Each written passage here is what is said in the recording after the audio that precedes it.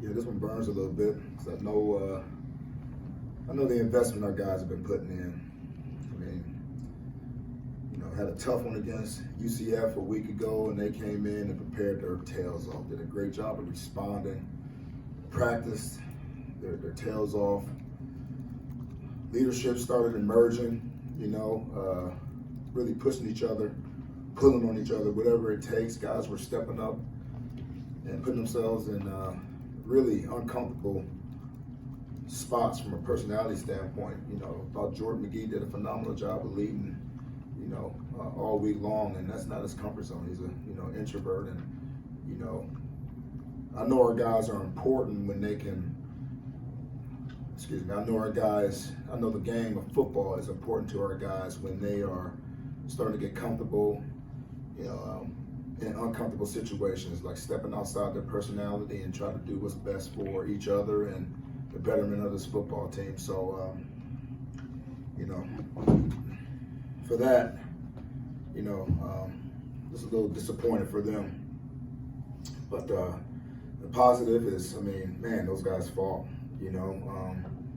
We had a whole bunch of adversity take place during the course of that game, and there's no quitting this team. They're showing me over and over and over that they're willing to go the distance and keep fighting. Two linemen go down, next man up. We found a way to get the ball in the end zone there, and then convert the 2-point play, but still had enough time on the clock. Defense does a phenomenal job. Rigby just has a series there where he gets a TFL and, just 2 plays in a row where he's making a play to get off. It's a chance to get the ball back in. And we stumbled and bumbled around there, but just that right there is something that we will build from as a football family.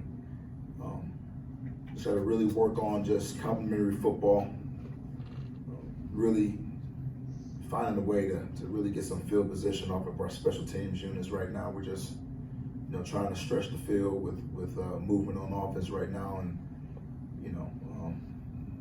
not doing an adequate job, but not good enough, obviously. But I feel as though if we can stop Tulsa's explosive runs today, right? We knew we were going to have to deal with the quarterback, but they really got the run game going. Credit to those guys. They and really hit us with a couple of explosive plays. I want to say, 9 runs, went for 238 yards. Again, that's the equalizer. Anytime you can create explosive plays, it's hard to really come back unless you're creating explosive plays on our side of the ball, which, we need to find a way to do more of those things. So, but hey, I know my guys are going to bounce back, and this is the look on their eyes and the tears coming down their face right now is telling me a lot.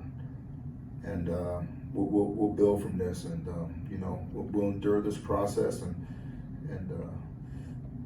get ready for the next game. Stan, what was it about the running game? Because they come in averaging a little bit more than 109 yards on the ground. What happened tonight where they were getting those explosive plays? I got to go back and see the film to give you some specific answers. Some of our defensive calls, our linebackers got to make those fits. Some of those calls, our safeties got to make those fits, I'm not privy enough right now to give you specifics on that. What was the thought process to go for that 2 rather than just play it straight and be within 7? Well, we're trying to win a ball game.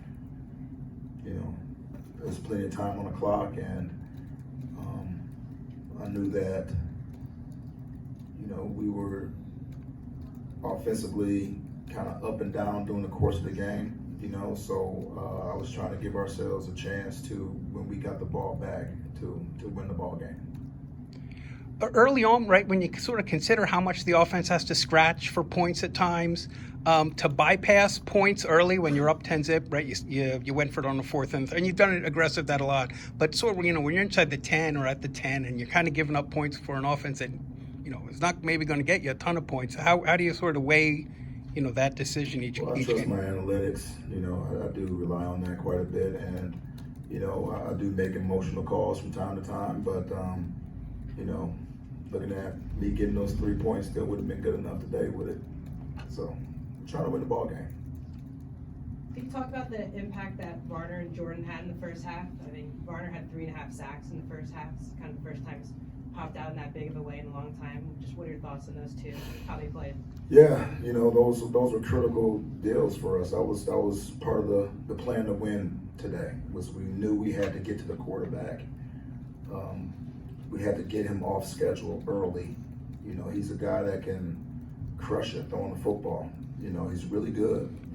RPO game. He's got receivers that are timed up with him. He's a veteran. Throwing the football, and we felt as though that we had to knock him off schedule as quickly as possible. Those are tough sacks too, especially the one for Varner there where the play gets extended by the quarterback and he's fighting. Those were 6-second plays, getting the sacks. And that's kind of what we try to do on defense is create negative plays that way. And it was really good to see those guys be able to bring that back to the table against Tulsa today. Early in the game, Coach, when you got the touchdown and then a turnover to get 10 points, did you think that's what you were needed to get things turned around? And at that point, what was the attitude and mindset of the team? Yeah, they know I'm going to be aggressive, and I'll have great answers when we're winning ball games when I'm still calling the game that way. Everybody's gonna be like, yeah, but obviously we're not winning those games right now. But my team appreciates that we're going to be aggressive. We know that we're going to have to take some risk, to put ourselves in position to win ball games that way. But that was a good momentum builder for us anytime we score. But we know our defense is playing well, and there's times where I got to go for it on 4th down. With the support of analytics, but also emotionally to keep my defense off the field from time to time. You know what I mean? And in those moments, I absolutely believe that we're going to make those, execute those 4-down calls. I just looked at my players in the eye and I felt that that was the right thing to do. But we're going to be aggressive. We're going to be an aggressive football team, and we're going to take risk and.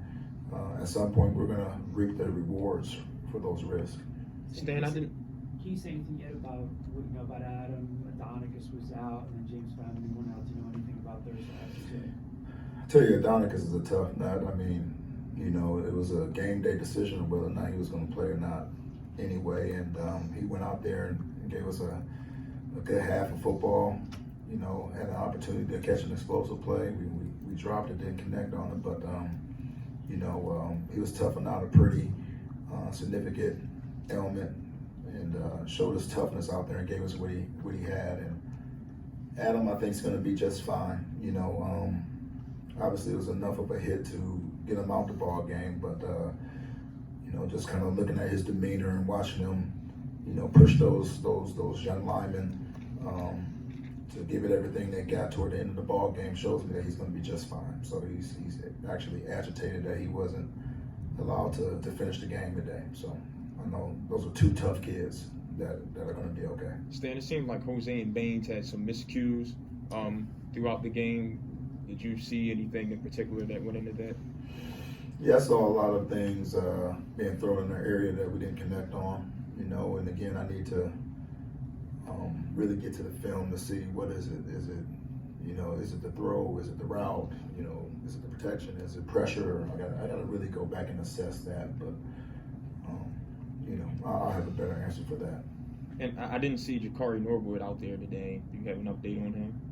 No, he's got some personal things he's dealing with. Yeah, Jalen, there was the pass interference. It was all the opposite the field from you, but that pass interference against Jalen sort of turned into right. They got the touchdown right before the half. Following it, I don't know what you might have saw or he felt or the coaches upstairs saw on that. He was sort of catching up on the play. Hey, those our officials get paid to officiate the ball game, and we just gotta trust that they're doing it, fairly, and I think they are. So, they said it was a PI, it was a PI. Coach. No player, sure.